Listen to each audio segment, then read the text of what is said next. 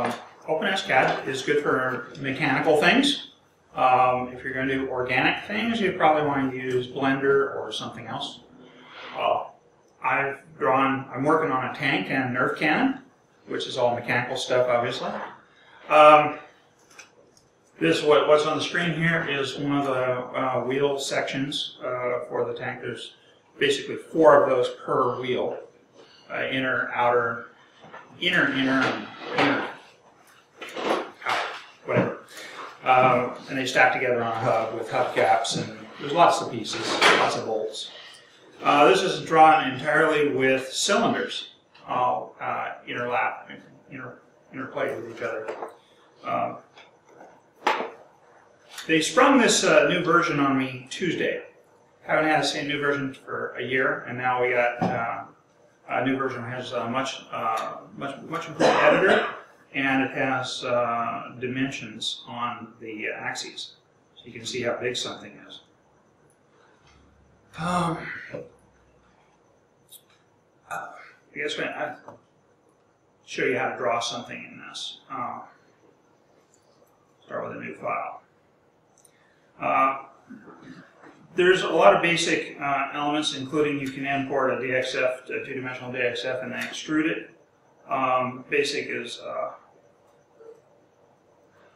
take a cylinder with a radius equals some number, height equals to some number, semicolon, and there it is. Now that's pretty big, so I can change how many facets that I'm the default number of facets to say 60, and hit it again, so now it's finer resolution.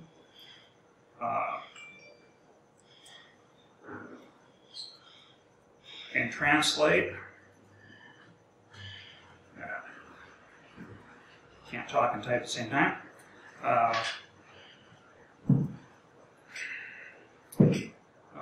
X, Y, and Z, like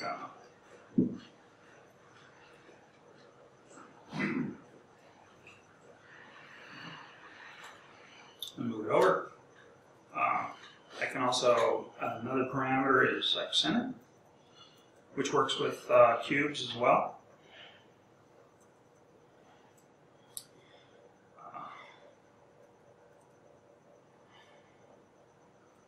So now it's centered where I put it. Comment that out. Go back to center. I think what I'll try and explain is some of the difficulties that you might run into when you're trying to create a 3D printer part. When you put 2 objects together, Open SCAD only has one data type, it's floating point. And you end up with rounding errors. So if you plan to have 2 surfaces at the same spot, blank.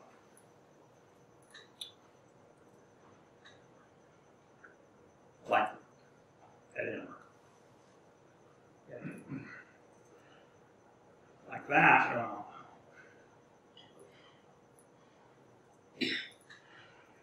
On top of each other. Okay.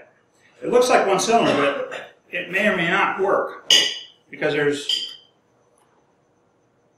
maybe a gap in here of some tiny fraction. Printer can't possibly print, but but slicer or whatever you're using to convert to G-code will tell you it's not manifold, which means you don't have a single surface, and that in-between surface is gonna either it won't render at all, or it'll come out very strange on the printer. So the best thing you do, instead of going to 10.0, you subtract some offset. I usually use 0.05 millimeters, and then you can add it back in over here.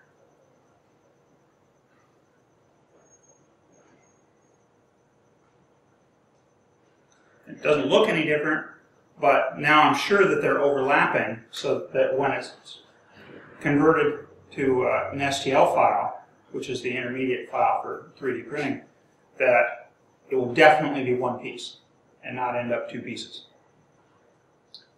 I can now take that, make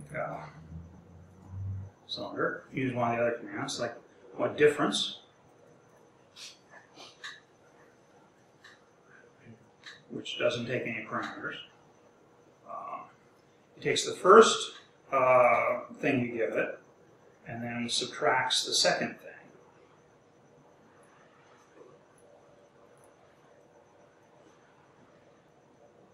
And if I just go 1 and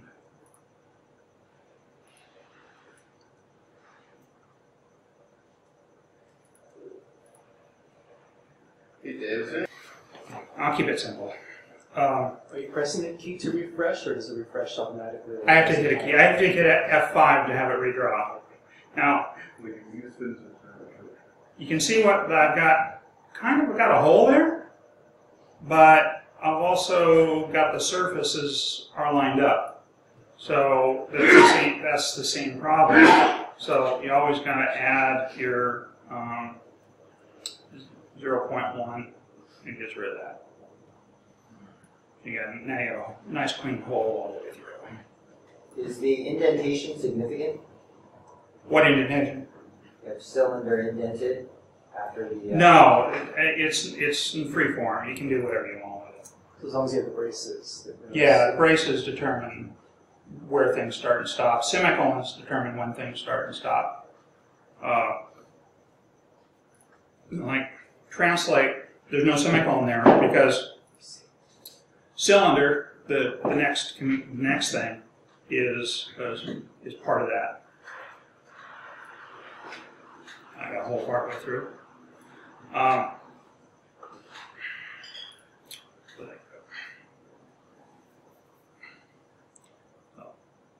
guess what I'll try and do is maybe recreate a wheel. So, wheel, I have a radius, 50. Dave, you said you would reinvent the wheel? I'm going to reinvent the wheel. And, Many have tried.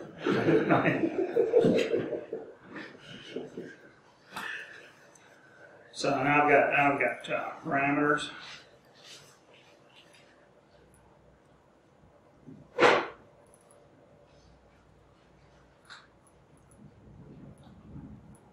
You can really go completely parametric with this.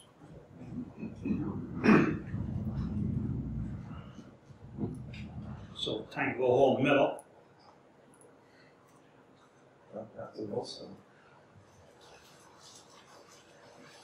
So I take a hub radius. Yeah, 50 would be good.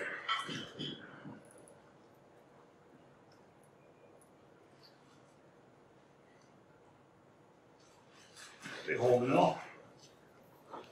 Well, pretty simple so far. What we need, though, we need some bolts to hold it to the to hold it on. So I'm gonna do a 4. Actually, let's just do 1 first. And then,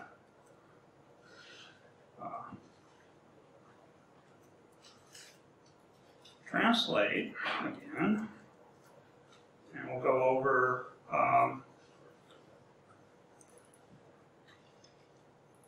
hub radius plus 5, some arbitrary amount.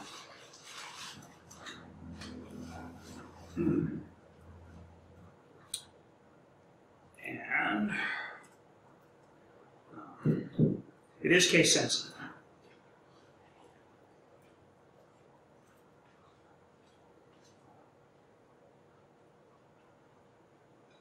Let's see.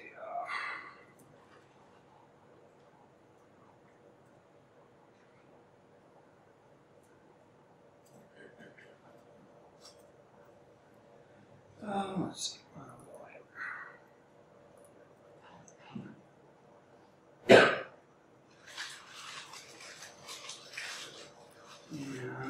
that's going to give me an error. It says that I don't have, bolt radius is not defined. I'm used to using my 440 volts, which I know are need a 1.3 radius. And there's our What are the default units? millimeters. Okay. It's the only thing that works in is millimeters. Well, actually, they're kind of an arbitrary unit, and it's assumed they're millimeters, but they're just numbers. It doesn't really have a unit. Oh, I forgot the center.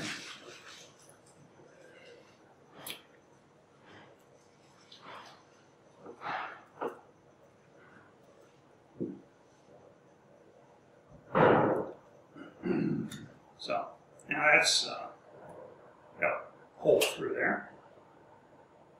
And so what I want to do is I want a number of bolts. So, you know, a for loop. I'll go with J because I like J. And I'll go 0 to 10. This tank should have an odd number of holes. And that's going to modify what am I going to do with that? Modify a rotate command.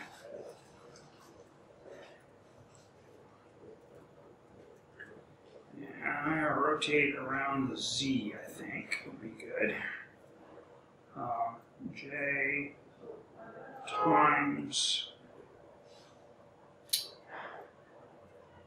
360 divided by 11. That should work. Oh. And normally you wouldn't hard code numbers like that. You do parameters for everything so you can have different number of bolts. Well, that's kind of a blocky looking wheel. So, okay, take some of the hub, take some of that meat out of the middle. So I'll take another cylinder.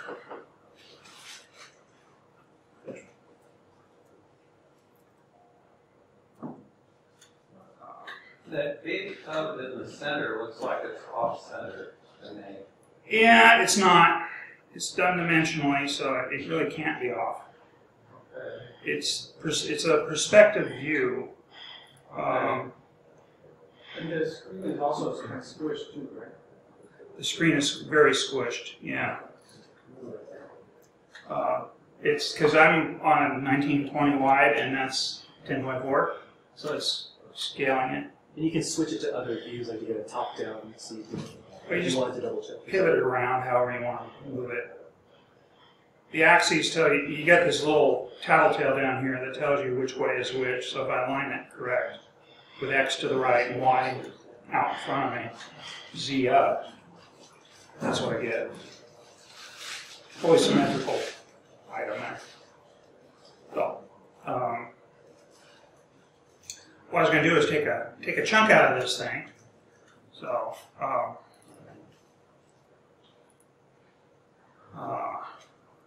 I'm going to go with R1 equals hub radius plus 10, and R2 equal to wheel radius minus 5. And we're going to do that in what height? Wheel height, of course.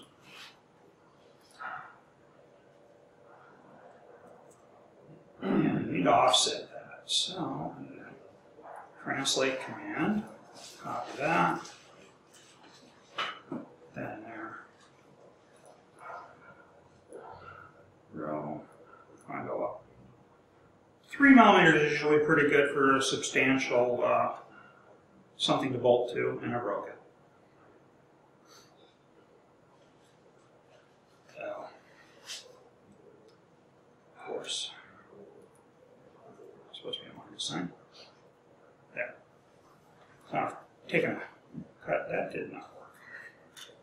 Oh, because of the centering thing. I don't normally use center. I offset everything manually normally. There, I got a deeper cut. Starting to look like a wheel.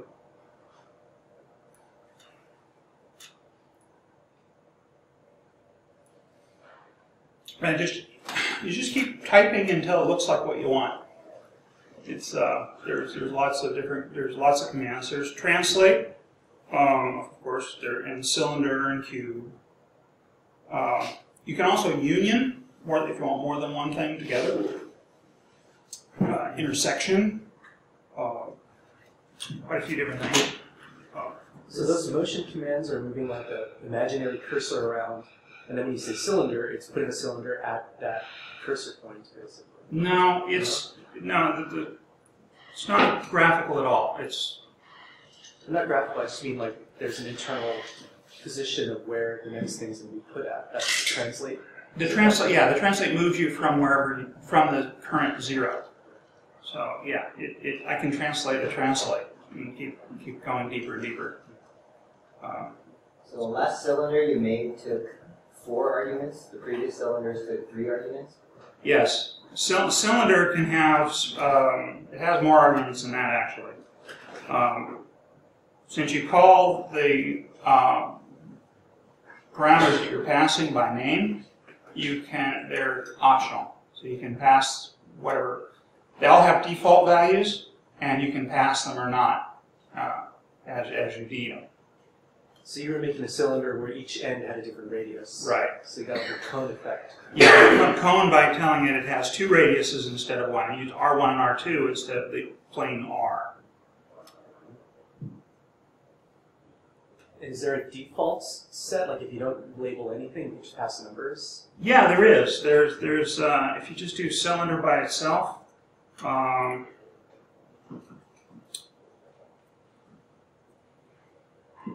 most all of them do something.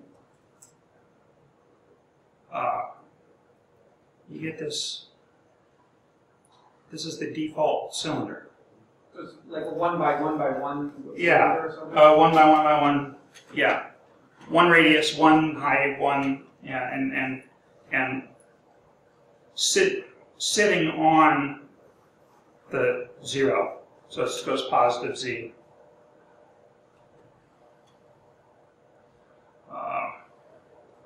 The heart of it is, though, see, I've just typed this in straight.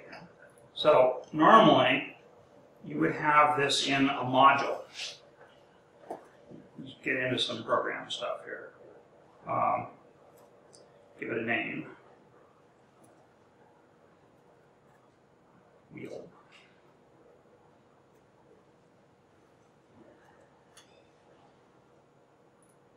Add nothing down there. For now, if I hit it, add nothing. Tells me I have no no main object. So I have to, up at the top of the program, or where actually you can put it anywhere you want. Just call wheel. Oh wait, no work. But you need to scroll out. You zoomed in for the mini cylinder. Oh, you're right. There it is. Okay. Yeah, I zoomed in past the edge. Now if I want it smoother, I can go 120 on that. Gets smoother, cleaner. So module's like a function. Module's like a function. Now I can call it from anywhere. So I can give it a parameter. I'm just going to say, wheel height. Don't need the semicolon. So if I call it like that, nothing changes. But if I call it like this, that is flat. So it always prefers local scope to the global scope. Yeah, it takes what you pass it and replaces what's typed in the header.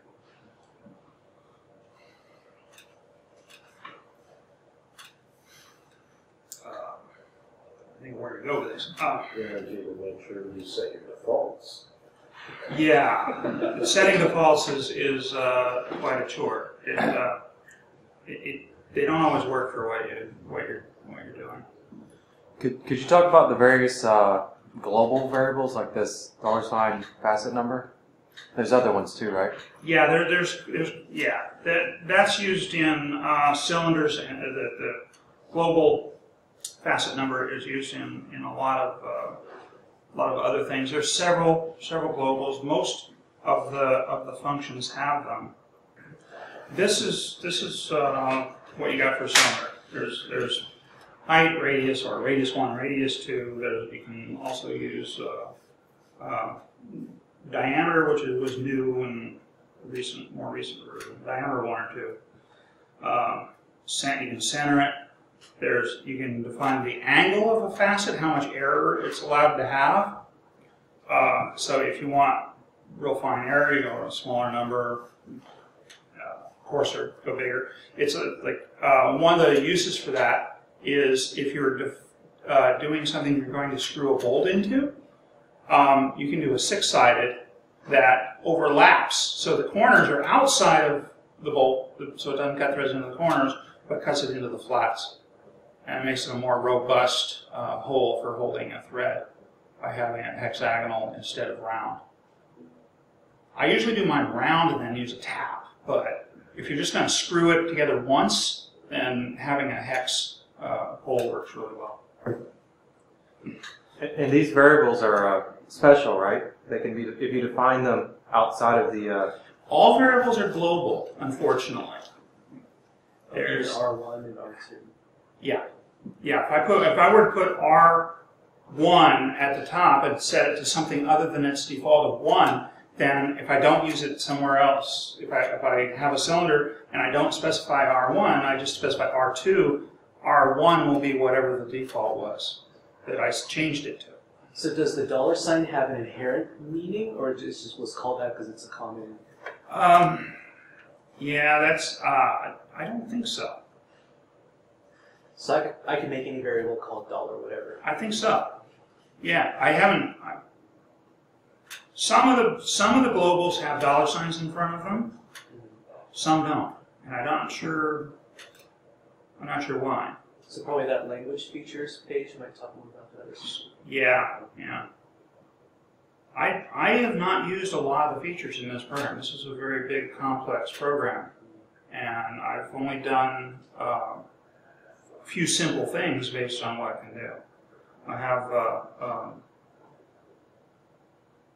some more complicated stuff. Can you print like a console or a log if you need to debug your variables or what values they are? Can you print to a console or a log? No, not really. Yes, you can. Yeah, you can print debug. There is a print command somewhere. There is. Yeah. Okay. Yeah, I've never used it. When I need a more powerful editor, I use BBEdit. I've pulled it, when you want to do global search and replace across multiple files, their editor isn't, well, I don't know about this editor, it's only been out for 2 days. So it had, this just was posted Tuesday. So I haven't used this editor, this is the first time I've used this editor right now. And it's very different than the old one. So explain what you got on the screen there. What I have on the screen is a Nerf cannon. It's drawn basically the whole thing, and it's really big and complicated, so it doesn't rotate very well.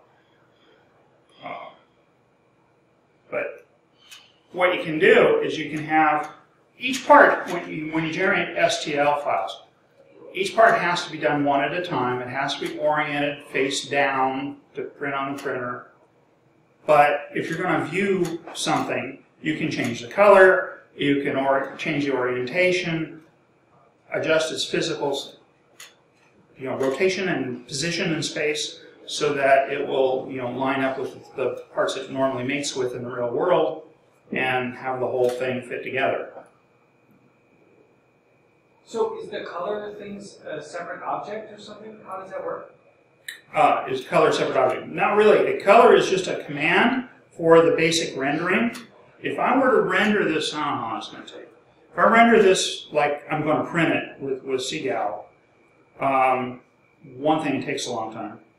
The other is all the color stuff goes away because it's just a surface.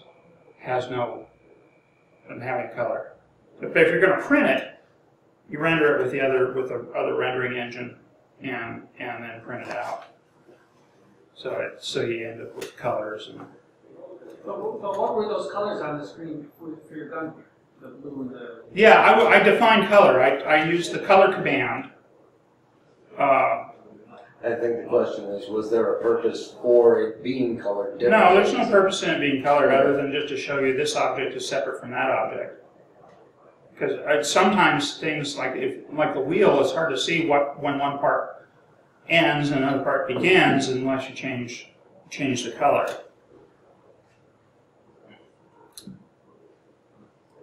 I've never rendered this whole thing before. This may take a while. So in this file, you basically are including the separate pieces. Yeah, yeah, you can use the include command. I should probably just run through one of these standard things.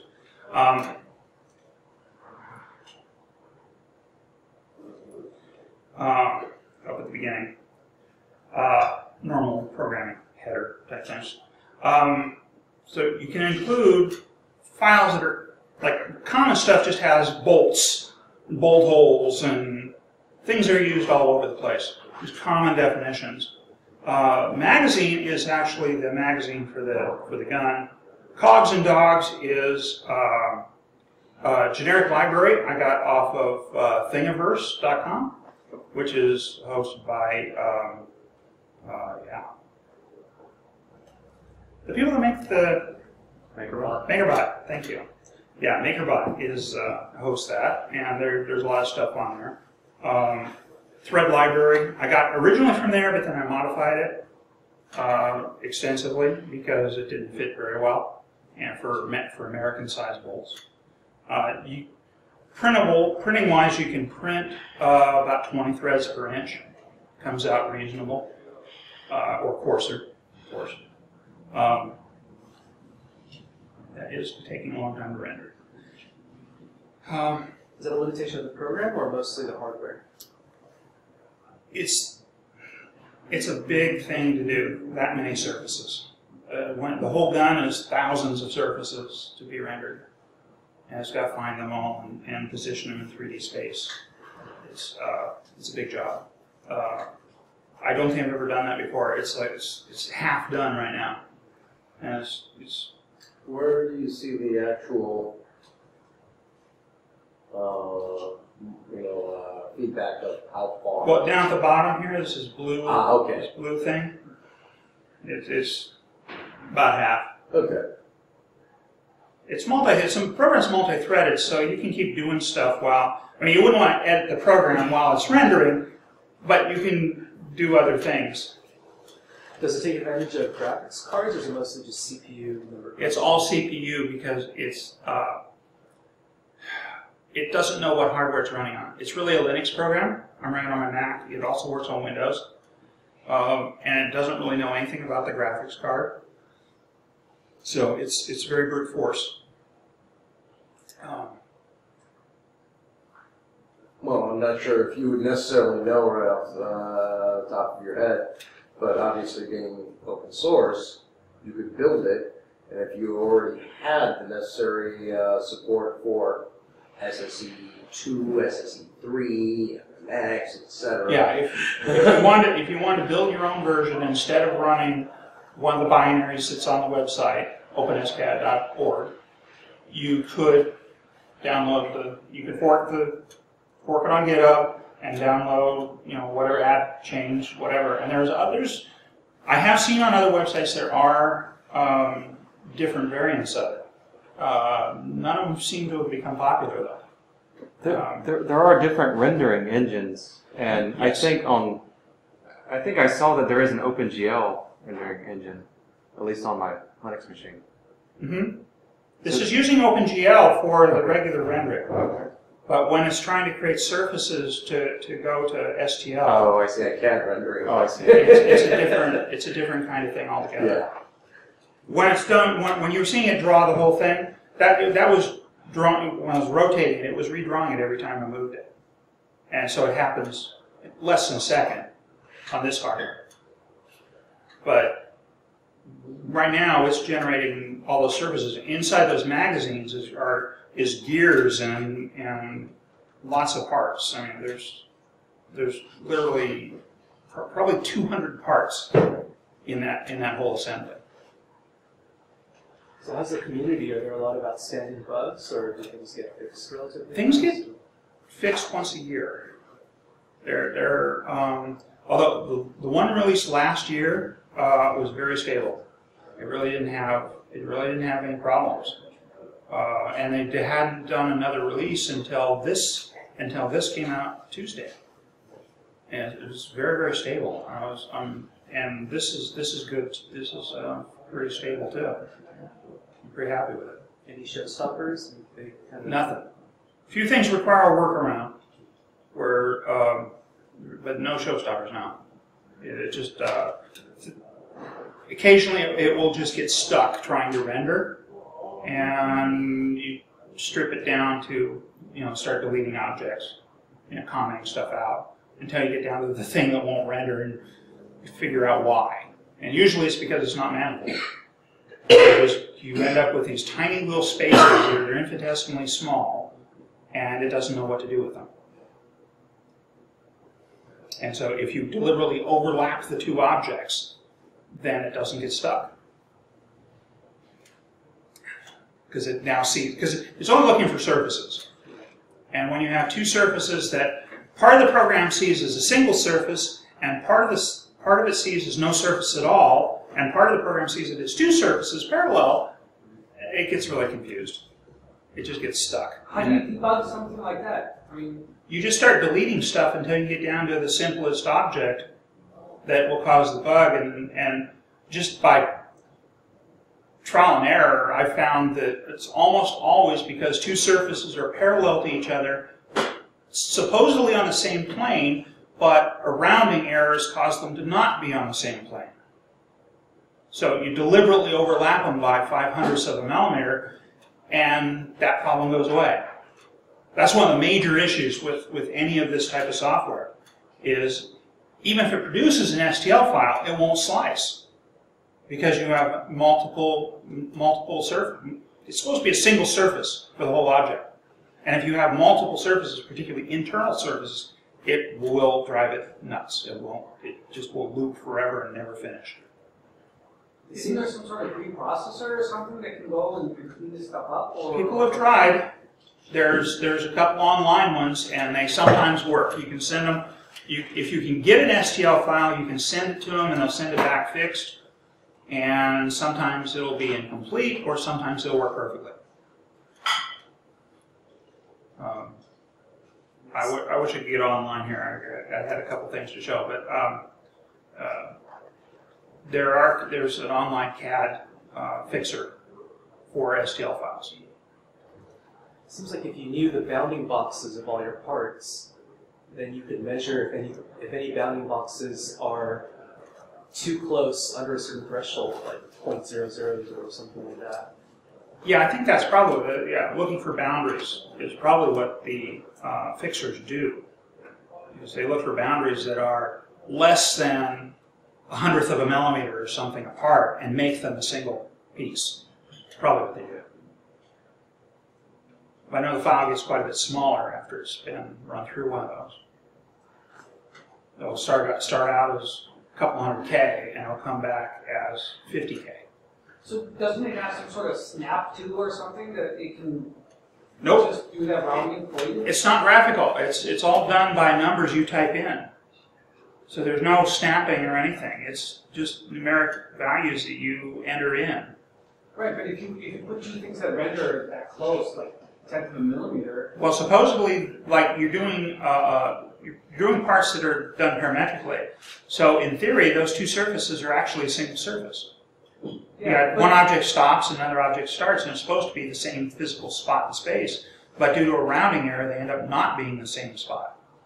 So can't they have some sort of global variable that says if it's within this value? They should, or nearly zero. Yeah. It should be, yeah, they should have a nearly zero that causes, okay, it's less than 0.00001, therefore it's really the same, it's the same value. But they don't, evidently they don't do that. Or they're getting better at it, because there's fewer and fewer instances of things that won't render. I noticed that in the one that came out last March, a lot of the files that I had trouble with, I didn't have trouble with anymore. They just worked. And I've had fewer problems with getting stuff to render than I used to.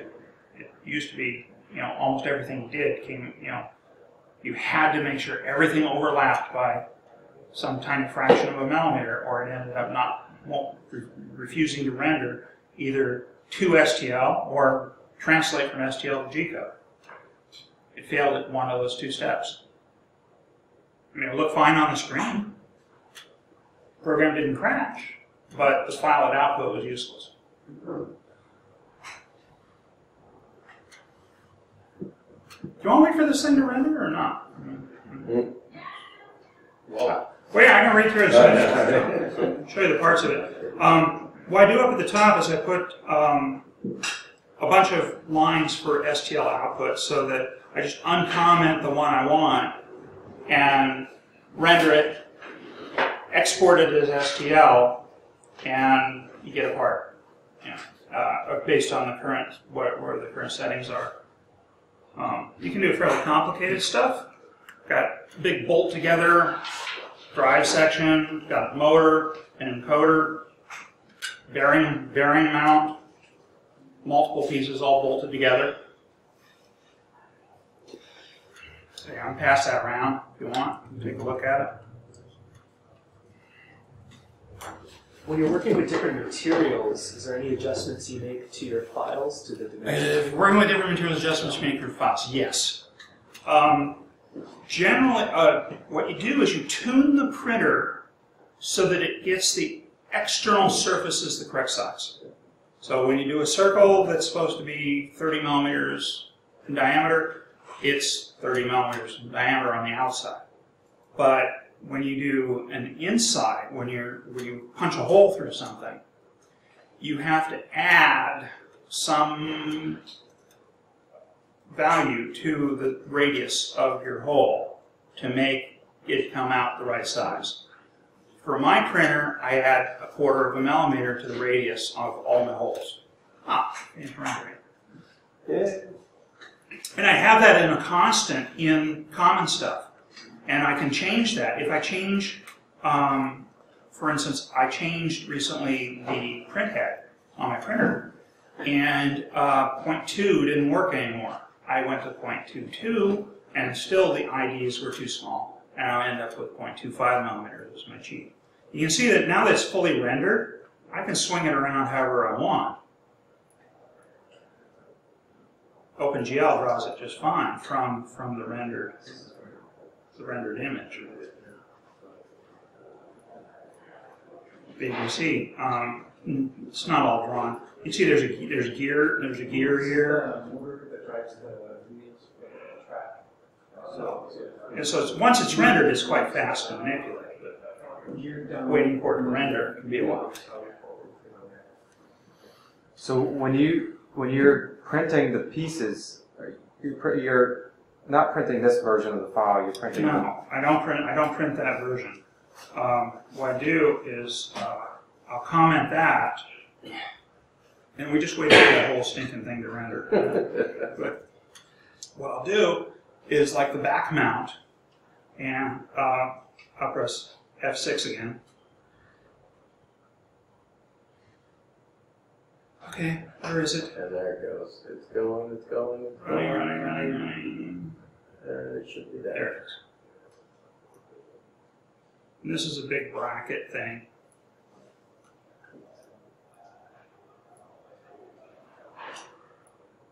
Bunch of holes. It's a very large part.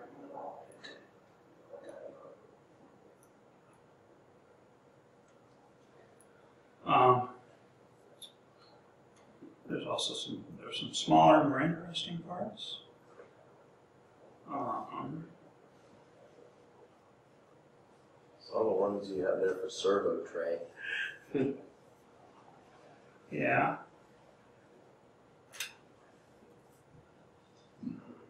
Servo tray. And that's actually it's a generic servo tray. Wow.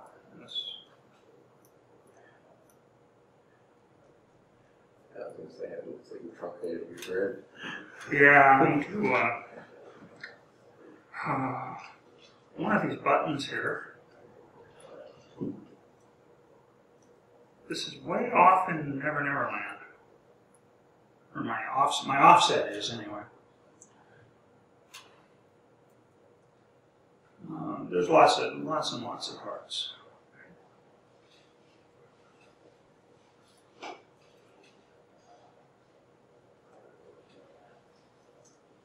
That's locking piece. And you're rotating it here so that it prints correctly, right? Yeah, it's gotta be oriented so that it prints from the bottom up. Orientation is really important for printing. You gotta have a big enough surface for it to stay stuck to the table while it prints. If something is tall and skinny, then you're gonna want to print on a raft, which puts down a raft. It sits on it. You have to cut off the part later, but it makes it stay stuck to the table. Rarely you have to do that for PLA. PLA stays stuck pretty well. That's mostly what I do. I do some ABS, but mostly. Well, basically a bracket. How do I choose to use that?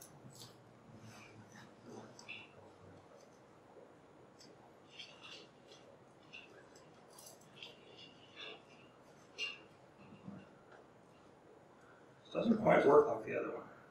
Reset view. There, that's better.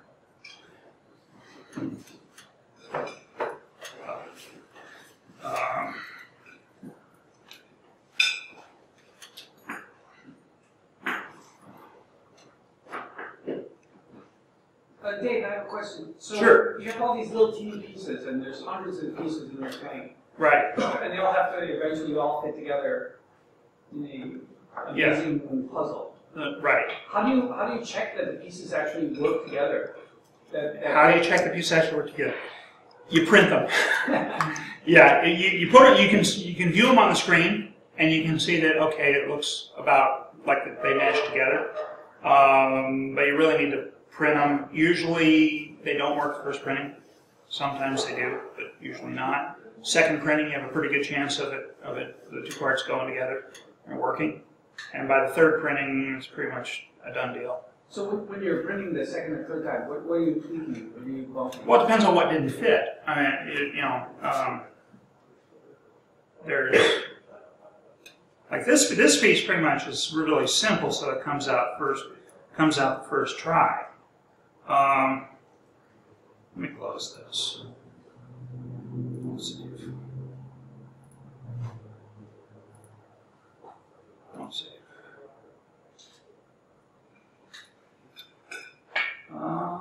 So it might be like the length of the teeth of the gear or something. Well, there's parts have to interact with other parts sometimes. So in real CAD/CAM, they talk about the revolution of CAD/CAM stuff was that you could make sure things are going to fit before you actually build them in real life. So this is an open source tool. What's missing that real CAD software has that they allows them to make sure that parts are going to fit before they make them? Right. Well, you see, what you tell it to print isn't actually what you get. Is the problem. You can do proper CAD/CAM and thinking you've got tolerances and allowances and all lined up, and then the printer prints it smaller than it really was supposed to be. So you've got to, because if you change temperature or material, you're saying you have a printer problem. You have a printer accuracy problem. Printer accuracy problem, right?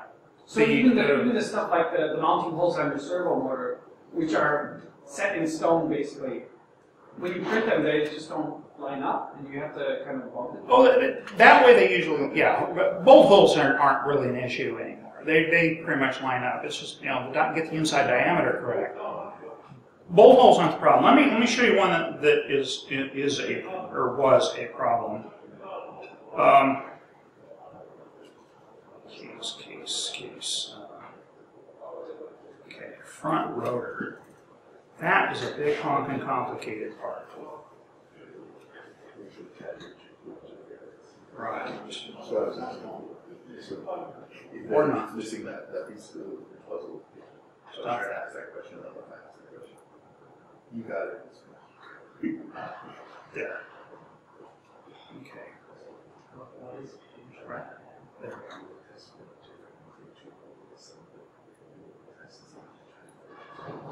Okay, here's the front rotor that holds the Nerf darts.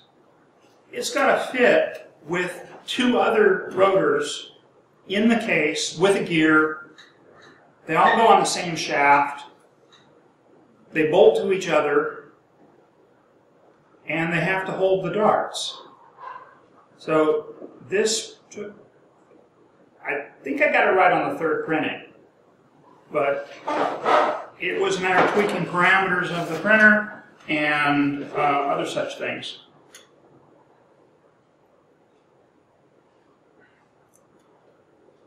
Lightening it up, printing the shell just too thick instead of 3, stuff like that.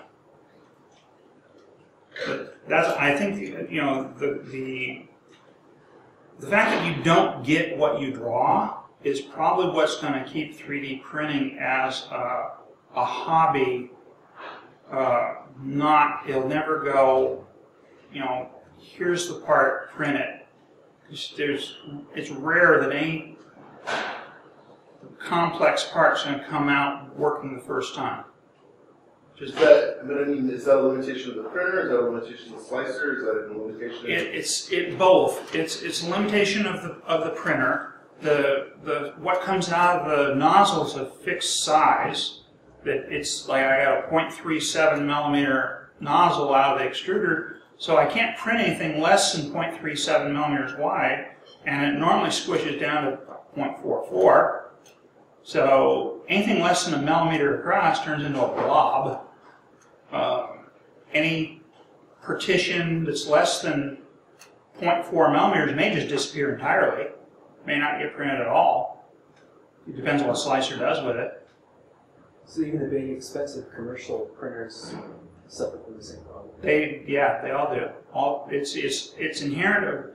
The problems are inherent with the technology, the extruder, the plastic extruder technology. It's not any particular printer's fault. They all work that way. So do the professional CAD programs try to compensate for that, or? I don't know. I've never used one. As far as professional CAD programs compensate, I don't know. They're hideously expensive.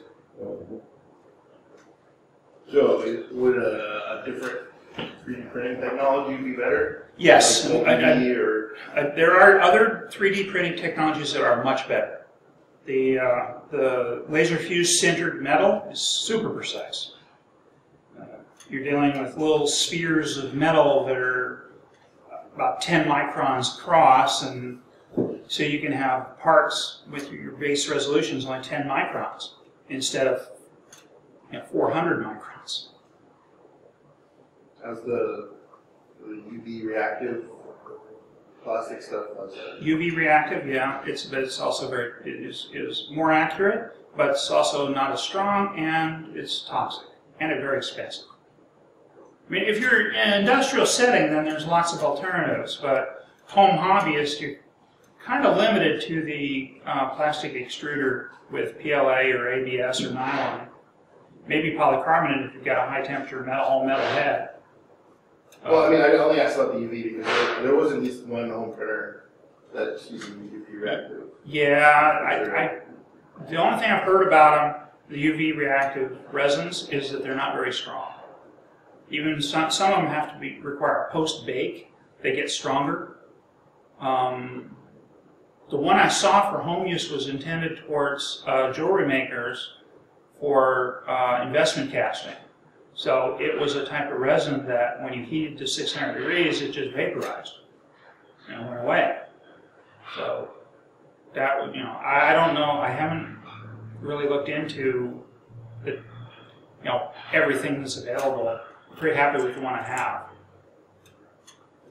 Good. Well, I mean, you seem to have a lot of issues, so just... It does have a lot of issues, and I just look at other ones, and every time I see, it's a different set of issues, but it's still a lot of issues. They all have their limitations and problems, or they're just too expensive for home use. Okay. Does anybody try using like a CNC machine to do some sort of post-processing on the piece? Oh yeah, CNC. Yeah, you can CNC a part. In fact, I do that. PLA, if you wet sand it after, you can polish it down to a mirror finish. It's a nice hard plastic, as long as you don't get it hot. If you dry sand it, you got to move really slowly because it has a real low glass temperature, 165 C. But if you wet sand it, start with 220 grit and work your way to 600 grit, you get a really nice smooth finish. So you'll 3D print a part and then finish it with either CNC or by hand or something? Yeah, you can see it. Yeah, you finish it. I've done that. I've taken parts, put them on the lathe, and turned the ID to exactly what I wanted it to be, or like with where the rod ends go in that motor drive section, I run a reamer into the holes. It takes the hole's basically the right size. You could force the tube into it, but I run a reamer into the hole, and then the tube just slides right in. Okay, to test the fit, can you do some sort of wireframe where it just does bare minimum, so you just get a kind of check the fit? No, test fit. No, you can't do it in the computer. No, I'm saying to print a wire, a very light version of the thing. Yeah, you can print smaller, simpler parts that include your thing you're trying to measure. So I do that all the time. Do a test print to see I told it to be 10 millimeters. What size is it really in the real world after it's printed? And it'll be 10.2. So I've got to compensate. And sometimes it's bigger because on the outside, slicer tries to put the edge right on the line. But on the inside, it tends to put the center line of the extrusion on the line. So it goes into the part. And also, when you're doing thin sections, it wants to do a shell how many thick you told it to be. So if you told it to do a 3 thick shell, then it's going to try to do a 3 thick shell, and it may make the part bigger. So your nozzle size is the limit? Well, nozzle size, yes, is the limit. At least do that big to get around. Right. Yeah, if you can have clearances of a 0.5 millimeter, you're home free. If you're trying to get something to press fit's not that difficult. If you know your printer well enough, you can do about 1/10 of a millimeter or 2/10 of a millimeter overlap and just slam the two parts together and they weld. And they're permanently one piece. That's one interesting thing about PLA is if you force two parts together, they'll weld. So you can do it deliberately and slam two parts together that they're supposed to be one piece anyway, because they had to print them in two because of the limitations of the printer. And if you put them together with an arbor press, those go wham, and they'll fuse that way, and now it's one piece. But don't stop halfway down, because that's it, you're done. You destroy the part if you're trying to move it again. It really does weld.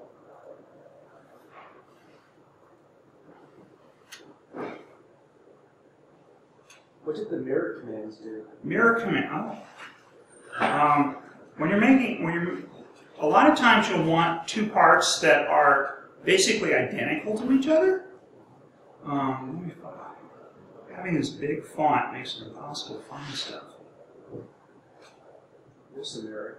There it is. Okay. Okay, case. Oh, let's see. What is the case?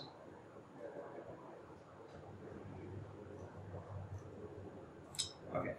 So, the magazine case, big honking part,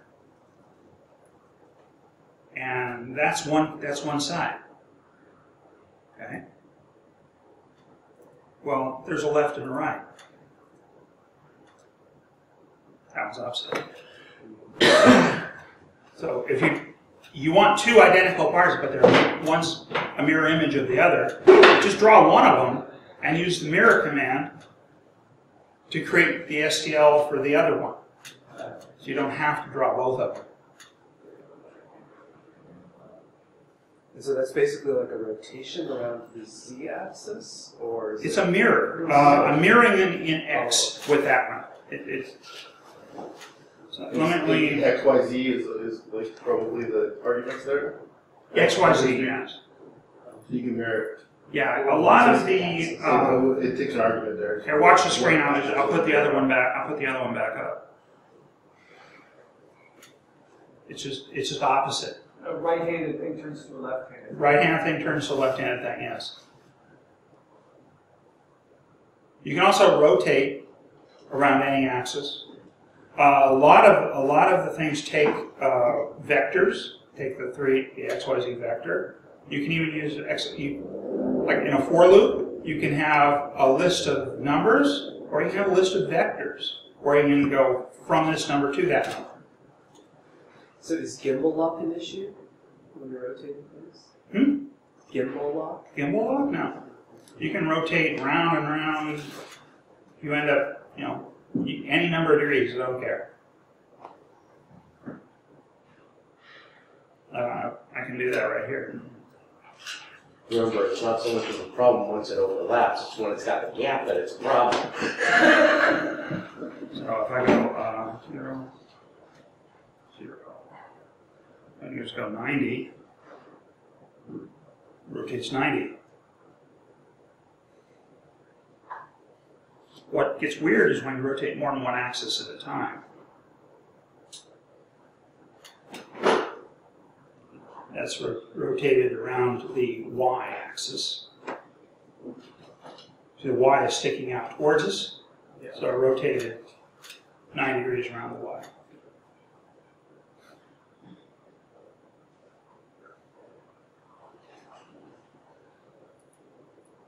Dave, I didn't really hear. What are the primitives that it has? We saw cylinder and a cube. Cylinder and cube, yeah, those are the most common. It has sphere. Then it has two-dimensional ones, primitives. It has circle and square. And you can extrude any 2D. Like if you want to do an O-ring groove in a part, you would do a circular extrude on a circle. So it sweeps it around the outside of your part or the inside of the part and cutting a groove in it. I've got an example of that actually. Why would you do a circular extrude instead of just a cylinder? Why would you have a cylinder? Yeah. Because you'd have corners. If you circular extrude a circle, it leaves you with no corners. Oh, so the circle in 2D has no facets. No facets.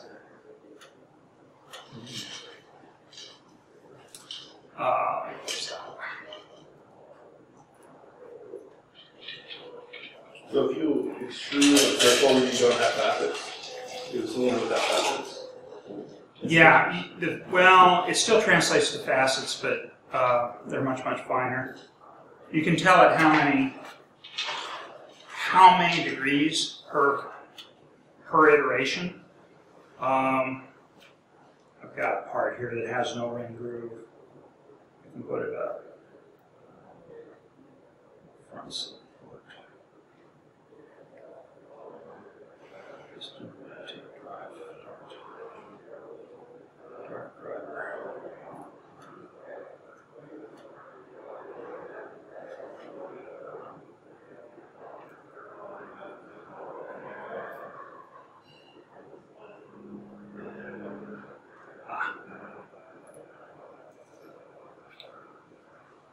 So that part has an O-ring groove in it. And that's done by sweeping a circle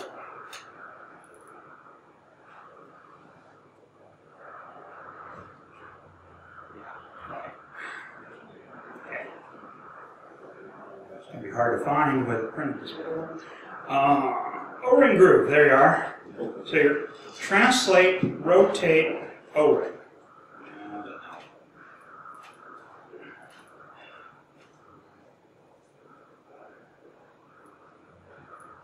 So I guess it's extensible where you can build your own whatever. Yeah, O-ring is a module I wrote, and it's rotate, extrude, convexity, and your facets. I did 100. So it's got 100 facets, and then you translate the radius and do a circle with 100 facets. So it comes out this real smooth, nice O-ring groove with 100 facets. The book is about 110 pages, and it takes a couple days to read through it. And it makes a fairly good reference manual that doesn't have a lot of examples. The program comes with some code examples built in. That's what I started with.